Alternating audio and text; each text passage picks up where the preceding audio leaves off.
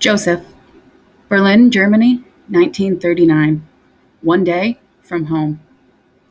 It was like they were invisible. Josef and his sister followed their mother through the crowd at the Lettner Bahnhof, Berlin's main railway station. Josef and Ruth each carried a suitcase, and their mother carried two more, one for herself and one for Josef's father. No porters rushed to help them with their bags. No station agent stopped to ask if they needed help finding their train. The bright yellow Star of David armbands the Landaus wore were like magical talismans that made them disappear. Yet, no one bumped into them, Josef noticed. All the station attendants and other passengers gave them a wide berth, flowing around them like water around a stone. The people chose not to see them. On the train, Josef and his family sat in a compartment labeled J for Jew, so no real Germans would sit there by accident. They were headed for Hamburg, on the north coast, where his father would meet them to board their ship.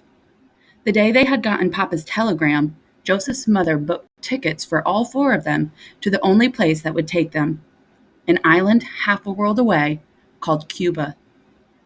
Ever since the Nazis had taken over 6 years ago, Jews were fleeing Germany. By now, May of 1939, most countries had stopped admitting Jewish refugees, or had lots of official applications you had to fill out and file and pay for before they would let you in. Josef and his family hoped to one day make it to America, but you couldn't just sail into New York Harbor. The United States only let in a certain number of Jews every year, so Joseph's family planned to live in Cuba while they waited. "I'm hot," Ruthie said, pulling at her coat. "No, no," her mother said. "You must leave your coat on and never go anywhere without it. Do you understand? Not until we reach Cuba." "I don't want to go to Cuba," Ruth whined as the train got underway. Mama pulled Ruth into her lap. "I know, dear, but we have to go so all of us will be safe. It will be an adventure." Ruthie would have started kindergarten that year if Jews were still allowed to go to school. She had bright eyes, wild brown hair cut into a bob and parted on the side, and a little gap between her two front teeth that made her look like a chipmunk. She wore a dark blue wool dress with a white sailor's collar and carried her white corduroy stuffed rabbit, Bitsy, everywhere she went. Ruthie had been born the year Adolf Hitler was elected Chancellor of Germany.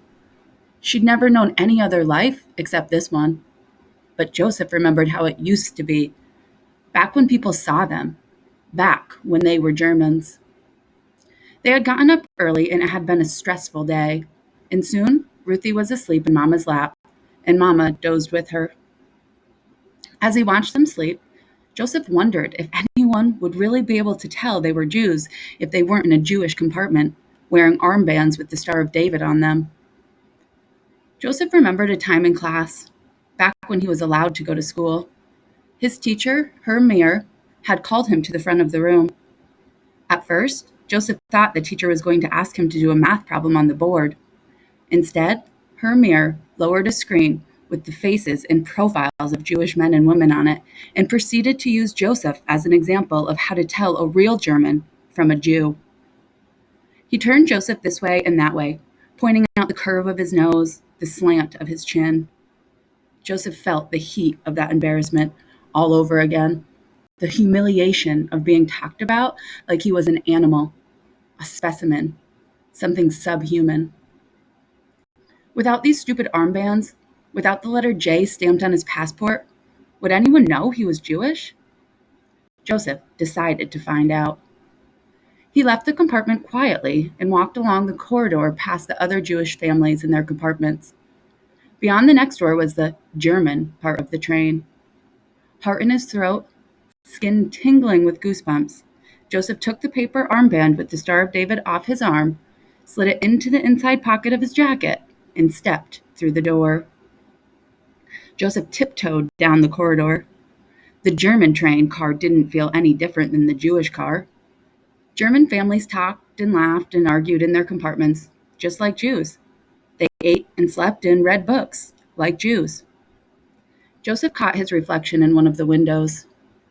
Straight brown hair slicked back from his pale white forehead, brown eyes behind wire-framed glasses that sat on a short nose, ears that stuck out maybe a little too far. He was about average height for his age, and he wore a gray, double-breasted pinstripe jacket, brown trousers, and a white shirt and blue tie. Nothing about him actually matched the pictures on Meer's presentation of how to identify a Jew. Joseph couldn't think of any Jewish people he knew who did look like those pictures. The next car was the dining car. People sat at little tables, smoking, eating, and drinking as they chatted or read the newspaper or played cards. The man at the concession stand sold newspapers, and Joseph took one and put a coin on the counter. The concession man smiled. "Buying a paper for your father?" he asked Joseph. "No," thought Joseph. "My father just got out of a concentration camp." "No, for me," Joseph said instead. "I want to be a journalist one day." "Good," the newsagent said. "We need more writers." He waved a hand at all the magazines and newspapers. "So I have more things to sell." He laughed, and Joseph smiled. Here they were, talking like two regular people. But Joseph hadn't forgotten he was Jewish. He hadn't forgotten that if he were wearing his armband, this man wouldn't be talking and laughing with him. He'd be calling for the police.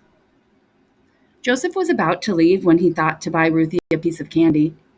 Money had been tight since their father lost his job, and she would enjoy the treat. Joseph took a hard candy from a jar and fished in his pocket for another thing.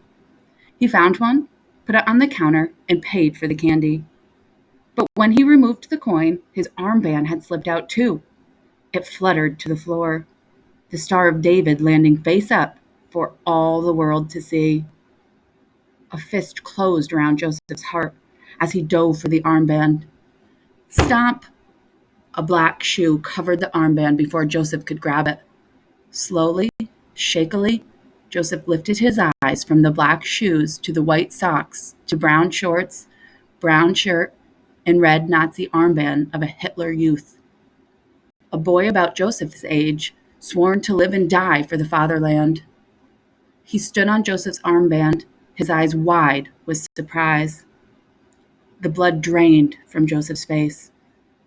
The boy reached down, palmed the armband, and took Joseph by the arm. "Let's go," the boy said, and he marched Joseph back through the dining car. Joseph could barely walk.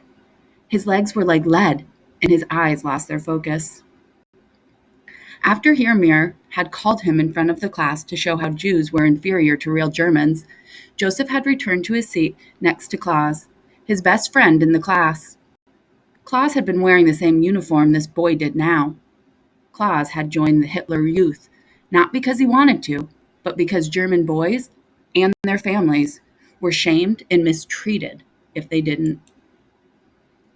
Klaus had winced to show Joseph how sorry he was that Mir had done that to him. That afternoon, a group of Hitler Youth were waiting for Joseph outside the school. They fell on him, hitting and kicking him for being a Jew, and calling him all kinds of names. The worst part was, Klaus had joined them. Wearing that uniform turned boys into monsters. Joseph had seen it happen. He had done everything he could to avoid the Hitler Youth ever since. But now, he'd handed himself right over to one.